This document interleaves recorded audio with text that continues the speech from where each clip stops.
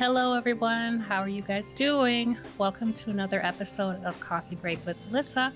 I'm your host, Melissa, and I am joined by Mr. Myles Lockett.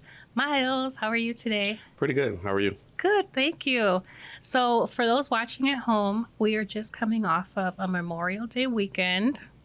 Did you have an okay time? How was it for you? Had a great time. Me and my children, we went to this new place called Cahoots in Rockford. They have bowling and they're still building. But we did bowling and we did cornhole. What's yesterday. that? It's right off of the river.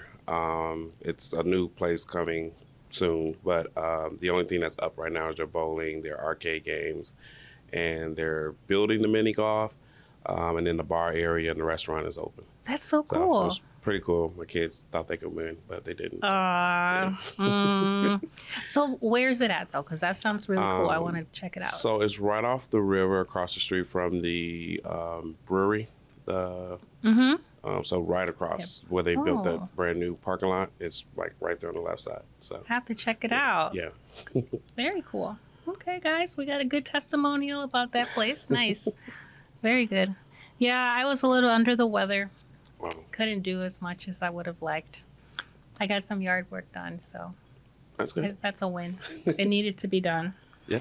So you are one of our newer foster parents. Yes. Tell me about that. What was it like getting licensed and like coming to us?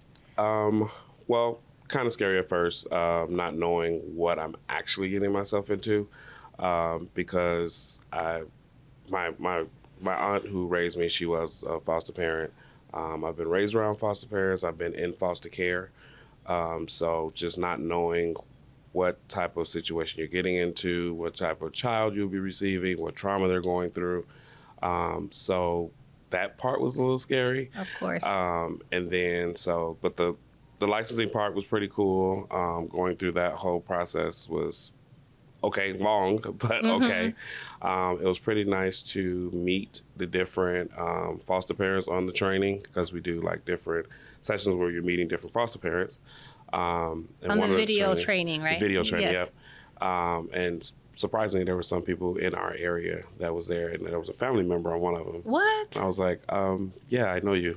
Small world. So, yeah. But yeah, the process was pretty smooth. Yeah, it was pretty hard. Wow. Nice. Yeah, see, we like to hear that, Okay. But there's always things we can improve for sure on that process. I'm sure you have your ideas, huh? Yeah. Is there something that took the longest? The longest was the videos on the computer. Just trying to stay awake and make sure that you're actually listening. But yeah, that was the longest and drawn out part of it. I think that they give way more information than needed, because I believe that even with listening to all those videos, every case is different. Every child is different. Yes. So you can't hit everything at one time. And then some of the stuff just goes over your head. And then as you're fostering, then it's like, oh, yeah, they did tell me about this part. So it just, every case is different. Yeah, and then finding out, because I was a worker, I was a trainer, like, I know there's a fine line between, like, what you learn and how it really is once, with your worker, with your case. Correct. And sometimes I've heard where it's like very idealistic, and very like best practice. Correct. Which is good. Correct. But it's kind of being flexible with reality sometimes. Correct. And at the same time, knowing your rights and like holding people up to, holding us, the agencies, to standard, to the things that were promised. And Correct. really, it's, I know you know what I mean. Yeah. We know. Well, I mean, just like going through my part of fostering my first case, I think as a foster parent, we try to stretch ourselves, and then we find out that we don't really have to. And then the caseworkers get used to that, and that's what they want. Is that? Yeah, that's what they that's what they want. Code for visits. Because I'm a firm believer of when a foster kid come to my home, making them feel like they're at home. So with me, whatever me and my kids are doing, they're doing it as well. So we're going out to parks, we're going on vacations, we're going to the park district, we're going here, we're going there. And then I also invite the parent as well, so that everybody's, getting along and getting to know each other. But then the caseworker is like, when you can't do that, you're like, hey, I can't do a visit today. Can you guys take on? Oh, well, mom just won't have a visit today. It was like, no, I've been doing these visits for you, extra visits for you. I just need you to figure this one visit out. Right. Like, no. It's like, oh, well then, like, I'm one hand scratch another. Yeah. But I feel that as foster parents, sometimes we spoil the case, and the caseworker will get, just settled in, like, oh, I don't have to worry about that case. And it's like, no, you should never not worry about this case, no matter what, is going good, but you never know what may transpire. So I just think that working as a team is great, but then sometimes one person will just get lackadaisical and be like, oh, okay, I don't have to worry about this case. No, you should always worry about a case, no matter what, who's helping who. Yeah, no, that's a really good point. And it's easy to be like, well, there's so many other fires going on that it's easy to assume that everything's fine, but it may not be. No. Or there's... And the last thing you want to do is burn out your caregiver, because they're a caregiver for that case. But once that case is over, then you may need them for another case. And then that's when they're like, well, I'll do it, but I'm not doing X, Y, and Z. And then you burnt them out in the first case. So you never want to do that. You always want to work as a team. Always make that caregiver and that parent feel like, part of the team. Yeah. So. Yeah. Oh, real. Exactly. Yeah. So what do you drink? What do you have? I've been asking you questions. Didn't even let you drink anything. Oh, I drank. This is tea with ginger. Okay. It's pretty good. Do you like it? Yes. Let me try mine. Yeah. What's yours? Tequila? Ask me after 5. This is a Polish fruit tea, I think, right? Polish. Yeah. Mm-hmm. Okay. Yeah, it's good. It's interesting. It's got a good flavor. I like it. Okay. Do you drink coffee? No. No. Have you ever drunk coffee? I have drinking the mushroom coffee, the raised mushroom coffee. Okay. They said it flattens your stomach and all that. I've been looking at my stomach every morning. It's not happening. So I just stopped drinking it. Mm-hmm. But I'm a tea person. Like, I have a whole tea bar in my house. Really? My kids love it. But, yeah. Have you ever made matcha? I don't even know what that is. Oh, you gotta check it out. It's this type of green tea, and it's like a real process of making it. Like, people make it with they stir it in a special way with special things. Well, it's a whole vibe. Okay. It's a whole process. I'll try that. It'll be a family activity. Yeah, you should watch the episode that I did with our therapist, Maria, and we talk about matcha big time, because she made this elaborate spread of matcha, and she knows what she's talking about. So you'll get a good idea of what I mean from that episode. So you are a fellow child welfare professional, right? Yep. Yeah. Yeah. What do you do? What do you do? So I am the Fatherhood Coordinator at Brightpoint. So basically what I do is I'm also the coalition leader. In our coalition, what we do is we collaborate with different agencies and different businesses in Rockford and the Winnebago County. And we collaborate and try to get them involved in fatherhood. And see what programs that they have with fatherhood, what services do they have for fathers. We meet quarterly as a group on teams, and we just discuss different fatherhood programs that are out there, try to get fathers involved. Right now, I am working on a project for the Rockford Daycare Academy. It just opened up maybe a month ago. They have a shop and swap. It's where people can donate different items that they don't want. And then families come in, and it's once a month. Families come in and they grab the items and take them home, families that are in need. So I am on that committee, but also what I'm creating for June 7th is they have a basketball court that hasn't been touched since they've been closed. Okay. So I am doing a Father's Day where all the fathers and their children can come. We're going to put up new nets. We're going to paint the arch for the basketball area. We're going to get all the leaves up, just clean up the whole area. Cool. We're going to paint all the fencing and all that. And then I'll be donating hot dogs and chips and things like that. So wow. Well, this is a good time to announce that. You want to tell us like the exact time and date in case, is it open to the public? Yes, or? it's open to all fathers, all children. It is June 7th at the Rockford Daycare Academy on 6th Street, I believe is where it's at.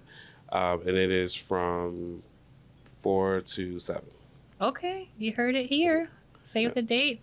Fathers and kids. Yeah. That sounds really nice. I think it'll be really nice. I was there one day and I was like, we don't use the basketball court much. And she was like, yeah, it's kind of dirty. I was like, oh, well, you need to fix that. So I said, why not just have a bunch of dads come together with the kids and do it together? Oh, so, I love that. Great donation. It's a great activity because what I've noticed in the job that I do, a lot of dads, if it doesn't involve something like that they want to do, they're not going to do it. Like, so I have different workshops for dads and things like that. And if there's not an incentive, they won't even be a part of it.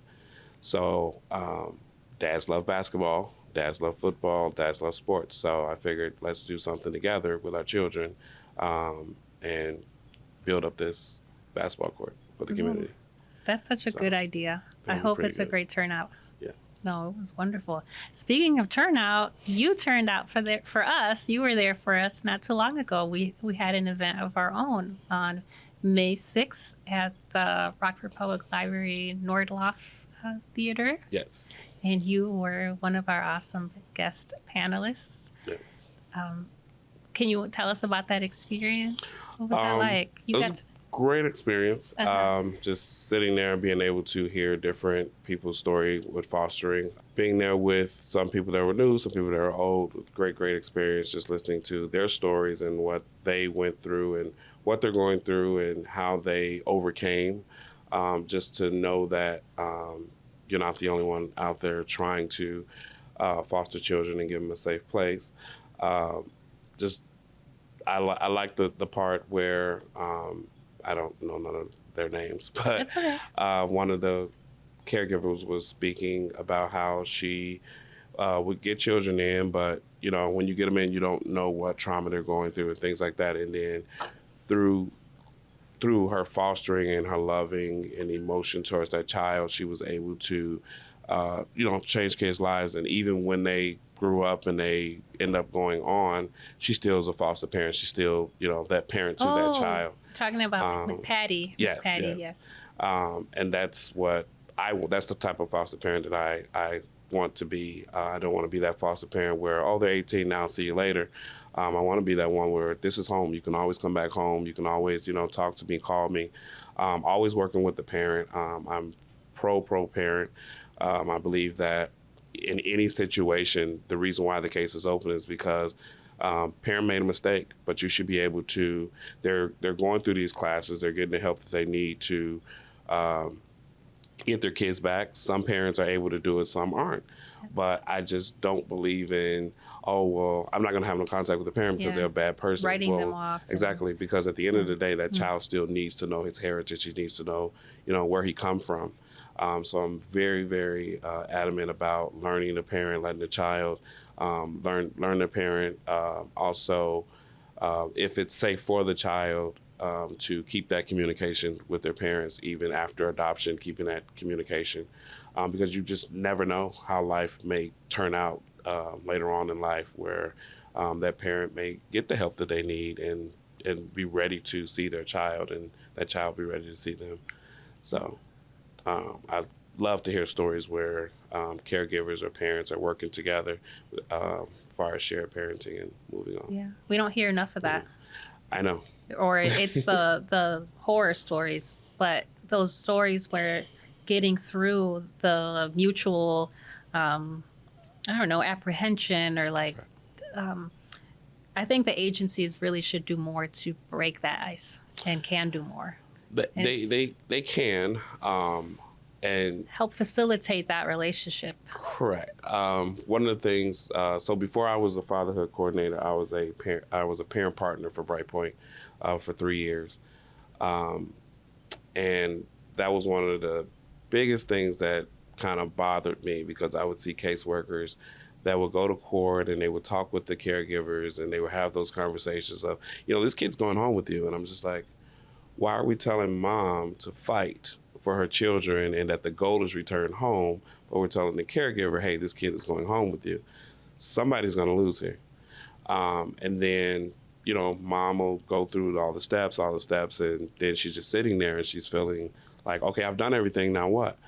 And then the caseworker will be like, oh, well, I looked at this, so let's take this next class. Or, you're doing great, but we're not explaining to them, yes, you're doing great, but these are the things that we want to see.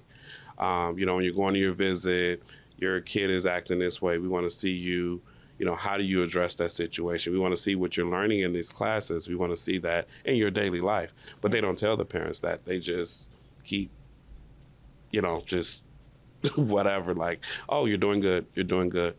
Tell them the truth. Be honest with them. And a lot of parents, they receive the honesty better than they do just keep leading them on. And then blindsiding them with it wasn't enough or and something or other. In my role, there was a lot of issues with me being a parent partner, because they'd be like, well, how come they talk to you and they don't talk to me? And it's like, one is the lived experience. And then number two is because I'm real with them. I don't sugarcoat it. It's like, hey, this is what you're doing. This is what you need to do. They go to visits. A lot of parents go to visits and they're just like, oh, I went to visit today. And I'm like, well, how did it go? Oh, my kid, he was just running around. He was acting up. He was yelling. He was screaming. I was like, and what did you do? He was like, I did nothing, because I didn't know how to parent in that moment where you have someone sitting next to you just writing down your every move. And then kids know that. They're like, oh, well, you can't touch, you can't say nothing to me. You can't do nothing. So ha, ha, ha. And then, so there's plenty of times I went to visits with parents, sat back, watched, and then I gave them feedback like, hey, you didn't have an activity for your kid. Your kid was on the phone, or you were on your phone, or tablets, or things like that. And parents don't think of that. They just think of, my kids in my house, this is what they do every day. They're on the tablet, they're on their phone. So teaching them and coaching them that, hey, this is your hour with your child. This is very important. So because it's very important, these are the things you need to do. Bring an activity, even if it's just a T-shirt and a crayon. Kids love to draw. Let them draw themselves. You draw them. See what do they imagine you as? Because a lot of times when kids go into care, their mindset of their parent is totally different. Some are hurt. They feel betrayed. Mom gave me away, because they don't understand what's going on.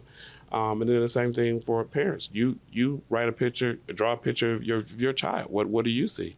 And you guys just compare pictures. Like, that has happened never. Even you have, like, in your house, I've seen visits at home where the kids are just running around, jumping off couches, things like that. And it's like, calm them down, do an activity. If you're not doing an activity with them, then what's the next step? They're going to look at your house as a playground. Yeah. In the summertime, I feel that visits should be out in the community, not always in the home. Because when it's in the home, what's going to happen? The kid, he wants to see what his room looks like, because he has not been in that room in a while. So their mindset is, did mom move my stuff? Is my toy still here? Is some other kid here playing with my stuff? Is my clothes still in there? And that's heartbreaking, to go into that room. They see their room, but they can't sleep in that room. Yeah. Now they have to go. So, and then bringing out their toys. Now they're playing with these toys, and then they're like, oh, can I take this to my house? Nope. It has to stay here. It's like, but caregiver's saying this is my house. You're saying this is my house. Why? Why can't I take this toy with me? So there's a lot of tweaking and adjusting that needs to happen. And I feel that a lot of caseworkers, their cases would be a little bit more simple if they would have those deep conversations with a lot of parents. And they don't. They just keep going on with the case, and it's like, talk to them. Or here's a curveball. They can leave with the item, but then the item is not allowed in the home by the foster parent. Correct. It's not. Yep. It's not welcome there for one reason or another. It could be, they're concerned of I don't know, they don't like cigarette smell or, Correct. um, Well, you know, I have a there's, daughter, and she doesn't stay with me. My daughter in Chicago, and she used to bring stuff over, and I was okay with it until like everyone's parenting style is different. Until one time, her toy was full of ants, and there was ants everywhere. So my other daughter and my son's running out the room, and they're just going crazy. I was like, "What's wrong?" And it's like, "There's bugs everywhere." I'm like, "Bugs? No, we've never." And they've never seen like bugs, so they're just acting crazy. And I was like, "Where could this have came from?" And it was her toy. It had like all this sugar on it from an icy or whatever.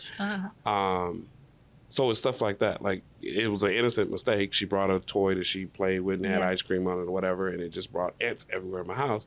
And my kids are freaking out like, oh. And then now, even this day, this was like 5 years ago, but even this day, my kids taunt her with that, like, oh, you have bugs. And she's like, I did not have bugs.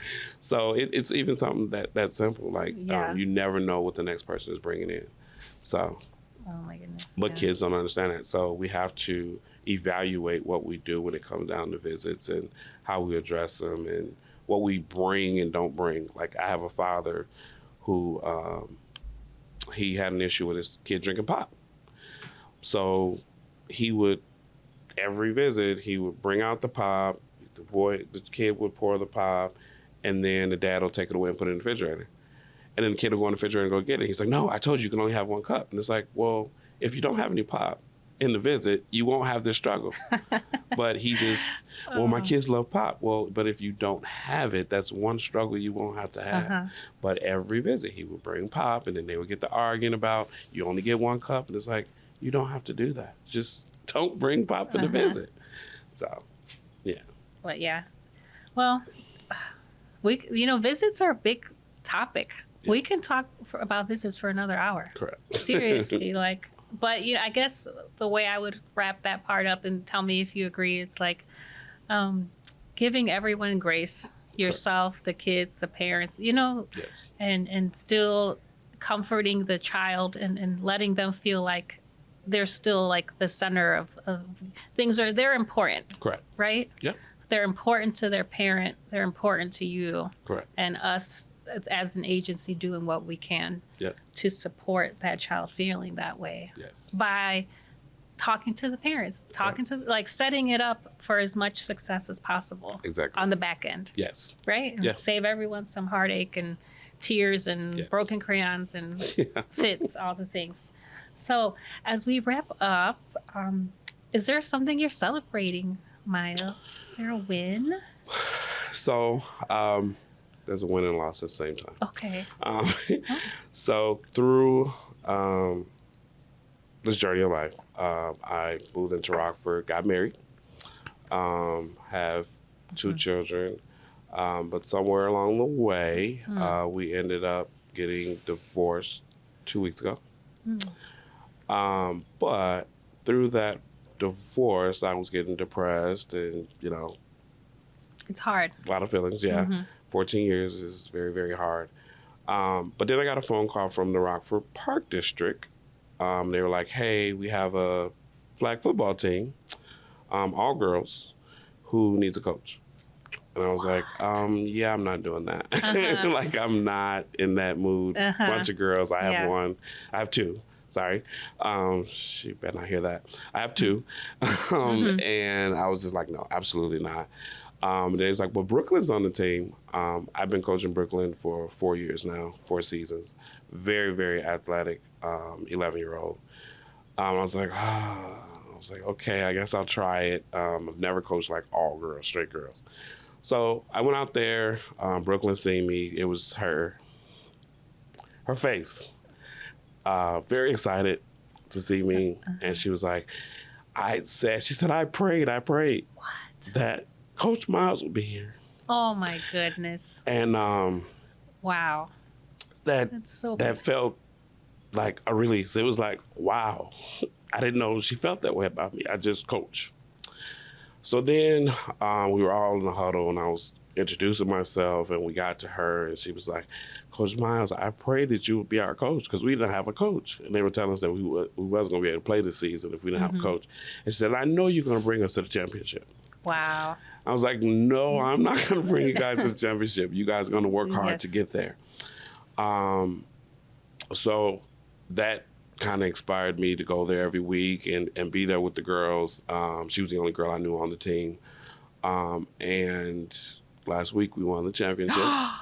What? The Bears was there.